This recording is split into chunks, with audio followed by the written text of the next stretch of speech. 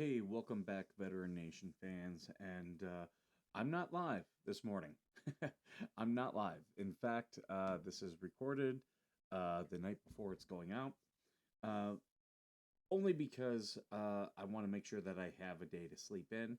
So this is, it's not coffee with the skipper, but it is me, and I'll be going through the case of what the Hales and some of the new motions. Now, as I've said many times before, don't get wrapped up in the motions. People think of the motions of wins and losses, and that's not how this goes. The thing about the motions is what it comes down to is the roadmap of how the trial is going to go. And there's quite a few lawyers out there who they will go through all the pre-trial stuff, okay? Go through all that stuff and not do well on the motions, and then right before trial, and sometimes even the day of trial, they've picked a jury and everything, and then they settle. And it's because with the motions, it determines the path that we're gonna. It's think of it as road signs. You can't go that way unless these things happen, or you can't go this way at all. And that's what happens in these cases. And it just determines how it's going to go. And objections are made to orders, or objections are made to motions. And a lot of that stuff is so that it is um, contained inside the case file. You know, if you don't introduce a certain piece of evidence into the case file, or if you don't make a certain objection, it doesn't exist in that case then, meaning it won't exist ever. So when you try to appeal later and you try to introduce new evidence, uh, now you have to have a new evidentiary hearing. And a lot of times at appeal, unless if it's evidence that wasn't already known, if you didn't introduce it, you ain't bringing it in. And then that's where you have lawyers who then have to try to do things like request a new trial, things like that. So this is how these things tend to go. And I know a lot of people they're reading these motions, they're talking about them.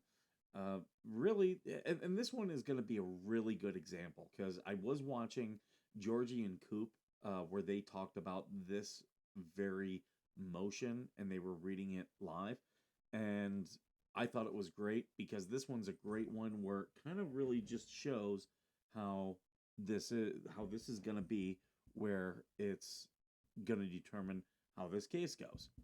So, without much further ado, let's now get into it. So, here we have this is the motion, got the case number and everything. So, the order is the plaintiff has sued the defendants for defamation, for violating Florida's RICO statute and tortious interference with business relationship. One, defendants have moved to dismiss RICO claims and tortious interference with the business relationship claims. Uh, Plaintiff has responded. For the reasons below, defendant's motion will be granted in part and denied in part. So this is partial win, partial loss for both sides. And this happens all the time. So, uh, and this was already alluded to. We kind of knew this was coming because of what the judge had put in footnotes previously. So, here it is. Jeremy Hales, he's the plaintiff. He's a social media personality. He's got people who follow and they pay, and he bought property in Levy County. Other people have read this. That's why I'm going through it really fast. And then the defendants created Facebook pages seeking donations for her rescue. During the same time, they were asking him for things. They wanted to go to a meet and greet. He told them that they couldn't come, and this is when the whole, whatever relationship was there, where it went off. It's further alleged that the defendant, Cook, pulled a gun and threatened plaintiff to move one step further, and he will see something go bang. He maliciously threatened to do injury. to his reputation, to extort a pecuniary advantage. Yeah, here's where he said that his fiance had oral sex, and there were photos of the act, and he threatened to show them. The they they put up the signs. The plaintiff sent him a cease and desist letter. Um, he's claiming defamation, which is really important in this. Based upon this and other things that the judge has said, the judge, from what I can tell, he's looking at this as a straight defamation case. Now, defamation, you need three things. You need to prove that, first, what they said was knowingly false. Second thing, that it did damage, which is the hardest thing. And what's the third one? I'm drawing a blank. Knowingly false, did damage, and I'll think of it. But there's three things, and I'm just drawing a blank right now. So he's looking for relief. It's a RICO statute. We knew about all this, and he seeks damages, attorney's fees, and costs. Okay, so the defendants moved to dismiss, and a couple of these are getting dismissed. The plausibility standard is met only when the facts are alleged and able to court to draw a reasonable inference. Now, they were asking for a dismissal, summary judgment. Bruce is saying all this is BS. They can't prove any of this. Well, now we're getting into the fact stage. We've already done depositions, and we're getting into facts and evidence. We're going to be doing evidentiary hearings. We're doing depositions, establishing stuff. And the judge, at this point in time, he really does have to look at everything that Jeremy says and take it in the most favorable light. He has to kind of almost assume that what Jeremy is saying is true. Now, they're still innocent until proven guilty, but he has to weigh that at this stage. Like we're still in the accusation part of this trial. The plaintiff's allegations are taken as true and construed in the light most favorable to the plaintiff. The plaintiff has not plausibly alleged that the violations of RICO. So, with all this was kind of Randy's weakest part of the case, was the RICO, because RICO assumes that other things. It assumes, one, that crimes have been committed. It assumes that people are working in concert. So there's assumptions that have to be made, or things that have to be proven on RICO. And I apologize for the beeping. I've got stuff going off in the background.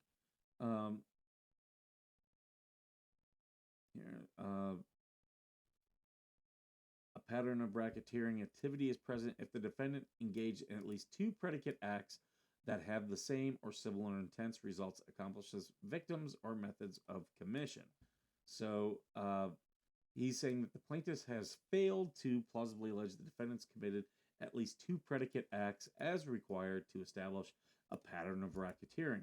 To plausibly allege a predicate act, a plaintiff must state facts sufficient to support each of the predicate act's statutory elements. So here's the law overall, but there's certain elements, and sometimes you have to meet multiple elements. And the judge is saying that there has to be two acts that meet the elements. Jeremy didn't get those two acts. He didn't get all the elements, is what he's saying. But has the plaintiff plausibly alleged that the defendant's conduct satisfied the elements of extortion? He has not, for the following reasons. And then as we get into this, hold on, I want to pull something up right now.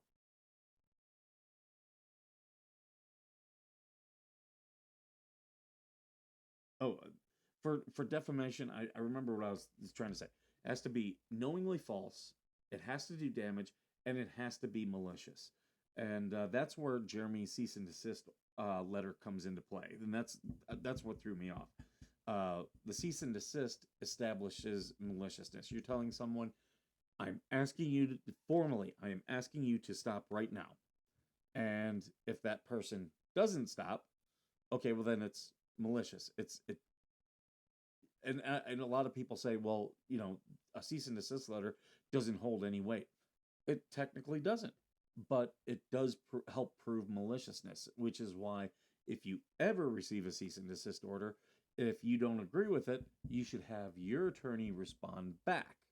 And that way it becomes a negotiation, and you can at least say, I am negotiating in good faith. And what I'm doing is not malicious. Vice what Lynette did, which is said, yeah, well, she said a couple things. She said she was ignoring it. She said she had an attorney who told her to ignore it. No attorney would ever say that. But, now we can at least say these are malicious. So, from what I'm taking from what the judge is saying, he thinks that this is a defamation case, and that's the strongest thing that Jeremy has. The signs, malicious, malicious, defamation. They're knowingly false things. So, the issue is going to be what the issue is in normally most defamation cases. One, is it untrue? Yes, these are untrue. Two, was it malicious? Well, there's the judge has already pretty much said that when he said that's like the worst thing you can say about a person. So I think they got the maliciousness, that check in the box. And then the next one is, did it do damage? And that's what Jeremy's going to have to prove. And this is also going to be tied into this with the tortious interference. Here we go. The allegations that the defendants posted identifying plaintiff as a child rapist are insufficient to state a plausible claim of extortion. So he's saying that, not that they're not defamatory. He's not saying that. He's saying it's not extortion. They're not posting them because you didn't do A or B, those type of things. That's what the judge is saying. Now, here's the thing. These RICO, this is just being tossed out here, okay? If Jeremy wins this case, we already know there's going to be other cases. Once he's established, no, they broke the law, they defamed me, they committed tortious interference, and then he bring in everyone else, now you have much stronger grounds for a RICO. The RICO claims were all based upon the anti-what the hell's ecosystem. And when they got tossed out, it kind of takes those RICO out. So again, it just kind of shows the road that we go down, okay? He can bring RICO back after this, after the Ohio case. The Ohio case, he's already got some acts there that he'll be relying on. And I was actually kind of surprised they didn't talk more about that in this lawsuit. I'm sure it will come up as part of the evidentiary, but they didn't throw it into this part. I guess they figured they'd do it later. But it is what it is. I don't think it's a make or break for this case. It's just what, in my opinion, would have strengthened it. But some lawyers are like, no, I'm not one of those types to throw everything but the kitchen sink. Some lawyers don't like to do that. They like to keep things very clean. Others are like, I'm going to throw everything out there. Whatever the judge wants to shoot down, he'll shoot down. Whatever sticks will stick. So that's all he's saying here. Again, counts 3 and 4 will be dismissed as part of this case. Jeremy could bring RICO charges again later. Nothing stopping him. Now here's the tortious interference, and I want to get to a part here. So, it's they knew that there was a bit. The judge is saying, okay, Jeremy has alleged that they knew there was a business relationship and they sought to interfere with it. And, there is, to me, some evidence to show that. Now, will that evidence make it into trial? We'll see. We will see. But right now we're just doing depositions. So There exists a business relationship, knowledge of the relationship on the part of the defendant, and intentional and unjustified interference with the relationship by the defendant. Damage to the plaintiff as a result of the breach of the relationship. He's alleged that he operates a small social media platform. People pay a monthly fee. If he can show that his subscriber count or his membership count, pretty much if he shows any type of monetary damage, I think he's that'll be the last leg here. But this is where the judge, this is key right here. Plaintiff will have to offer evidence of a business relationship with an actual identifiable customer of which the defendants had knowledge, and whose relationship with the plaintiff they intentionally interfered. Now, right here, this is what the court is somewhat skeptical that the plaintiff will be able to offer such evidence, but the court believes the allegations, when accepted as true and with all reasonable inferences drawn in the plaintiff's favor, are sufficient for this tortious interference claims to proceed. So the judge actually, he what do they call it? Like when you're gonna punch someone, he shows his cards beforehand. Just how we knew the RICO was likely to get dismissed, we're now seeing that the judge is not really buying the tortious claim. He wants to see, the judge is literally telling you what he wants to see. He wants to see specific people or things that Lynette and John knew that they interfered with. Okay? So that's going to be very, very key for the last things. Based upon the defendant's conduct, I think this judge believes, yeah, defamation occurred. It's just going to be a matter of showing damages and then determining what damages occurred. But as for the tortious interference, he's telling Attorney Shockett, hey, you got to, we'll let this go forward, but you got a hill to climb, buddy. You got to prove this.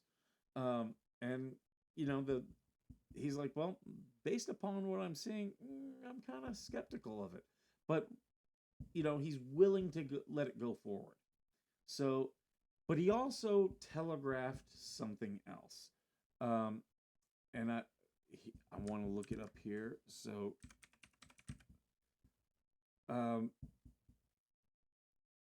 that's not it. So I know it was.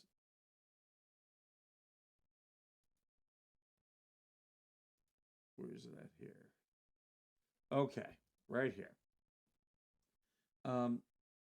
For example, it is not alleged that defendant Cook pointed a gun at plaintiff and said, if you don't let us collect donations at your events, then I will shoot you. Or I will shoot you unless you stop posting videos on YouTube. He didn't say that. So that's what the judge was kind of looking for. And he didn't see it, so that's why he's dropping the RICO claim. Instead, what is alleged to a threat that is not connected to any facts showing an intent to obtain a pecuniary advantage or to coerce action. The extortionist must intend to damage the victim by coercing him to take some action. So he's saying it's not pecuniary. It's not a quid pro quo. In an extortion case, the defendant is driven by greed, not hatred. Now, defendant's alleged conduct may have been criminal, i.e. assault, but it was not extortion. All right. The judge is telegraphing he's not completely saying that's a criminal act, but he's, with him excluding this, he's saying, well, it's not extortion, that's more of a criminal act. So guess what? This motion is now a part of the court record. Again, with these motions, it shows you what path you're going to go down. It shows you what doors are open, what windows are closed, what type of things can you not talk about, what kind of things are we going to talk about. This right here, he's kind of laying the groundwork for Jeremy to have a 14th Amendment case against Levy County, because this judge seems to believe this is criminal conduct. What did Levy County not do? They failed to prosecute. So what is the Fourth Amendment? The Fourth Amendment is quite simply it's equal protection under the law. It says that any person, it doesn't matter your gender, your race, your age, I'm trying to think what else, um, your culture, all those things are protected. It doesn't matter what God you pray to, the law is going to protect you. You know, if you're a Hispanic, the law is going to protect you, and that protection has to be equal. Meaning the the sheriffs, the DA, um, yeah, the sheriffs, the DA, the courts, all have to treat every person equally under the law. But yet this judge is saying this conduct may have been criminal, may have been criminal. And I'm sure there's going to be more said on this as there's more depositions, like with Amanda Martin, with Rat. Uh, you know, we've already got one part of criminal conduct in here. So as more and more of this becomes a part of the record of this case, uh, you know, with when it comes to the law, when something's not criminal, but you have been an injured party, it's civil, and you take it up in civil court, and that's essentially what they were telling Jeremy is, yeah, they didn't break the law criminally. This is more of a civil matter. And here now you have a judge, a federal judge, saying this isn't the civil matter. This is maybe criminal. And as more and more of this gets introduced, the judge is probably going to make some rulings and say, hey, that's not a civil matter, that's a criminal matter. And what this is going to do is it then gives Jeremy the power then to go back to Levy County and said, I've got a federal judge who says this was criminal, and you should have treated it as such, and you didn't. So now I'm civilly suing you for a violation of my civil rights. And this is some of that work that's being put in there. So I found that to be very interesting. And I expected that somewhat of this, that, as we would get these facts on the record in a court of law, they're on the record. They become a fact then. And, then Jeremy can go back to the powers that be in Levy County and say, I've got a federal court that says these things all happened, and you didn't do your job. So now we're going to go in front of another federal judge, and you're going to have to explain yourself. So finally, we're at a point where, and the thing is, as this goes further and more criminal conduct is revealed, more is going to happen. And I do have a announcement as well, because I'm done going through this. So here, let me switch back to just me solo. There we go. So I do have an announcement. I did file a police report with my local sheriff department about Robbie Kesey. I have filed a report, and I will be following up with Sumter County Sheriff. I have that incident report, and we'll see if, yes, I'm 90% sure it's Sumter County. I did talk with them last month. It's just I was traveling. I was on the road, didn't have a lot of chance to do it. Then I got back here, and I had a million things going on. So I made a report, and yeah, we'll see if Sumter County wants to take his threats, encouraging me to put a shotgun in my mouth and take my own life. We'll see if they take that serious, because that is against the law in Florida.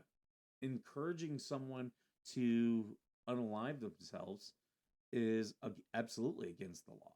So there you have it. We'll see what they decide to do on it, but those are the big things right there. Hope you guys enjoyed this video. I'm very fascinated about this motion. This is the first we've had other motions this is the first one that really seems to be guiding how this trial is going to go. And honestly, I think this is, while there's a win and loss for both parties, I think the big loss is on Bubbles, because he was hoping to get everything dismissed. He was really hoping, and I do laugh about, with the deposition with Jeremy, he was very hyper focused on, well, I know the signs were up there, but Therese Granger, Brett Granger, and Zim Paget, did anyone but them see that? Here's the thing. Those you've already I thought that was really stupid, because he's establishing that three people saw those signs. And I mean, we haven't even talked to them, because Randy Shockett's going to be, hey, when you were going around getting these signs, were there other cars on the road? Were there other people maybe out walking?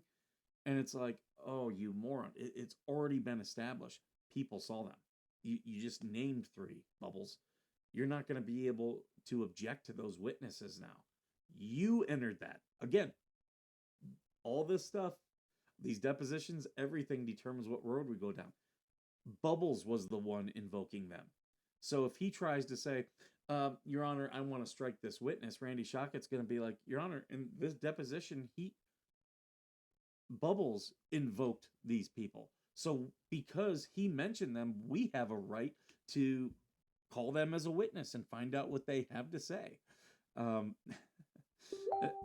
I just, as I look at this, you can tell this is not the strong suit for Bubbles. So, um, uh, he hasn't handled many cases like this before. He's never handled a federal case, and it's kind of showing right now. So that was all I had for this morning. Um, I do have a couple videos that are going to be coming out. I'm going to try to have one out today. This is Friday morning, the 31st, as you guys are watching this. I'm going to try to have that out later on in the afternoon, so you guys have plenty of content from me. If I don't, I apologize. I'm just not done editing yet. I'm working on it tonight. I'm trying to get there, but I don't want to say it will be out and then disappoint you guys. But I am trying to get it all out. So there you go. There you have it. Everything about this case. I hope you found it interesting. I hope you learned something. And as usual, thank you for being worth serving.